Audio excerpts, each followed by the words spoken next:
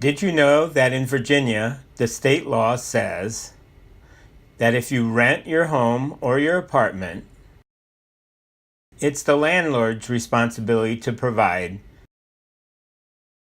the visual smoke detector equipment? It's true. If you need visual smoke detector equipment,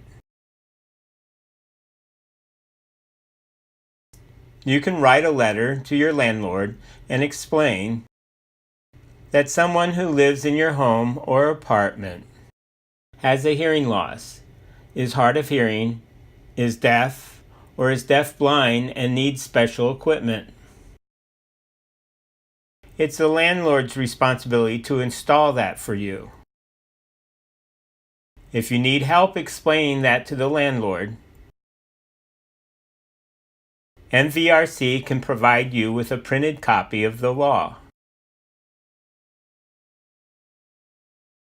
to help them understand their responsibility. For more information, contact NVRC.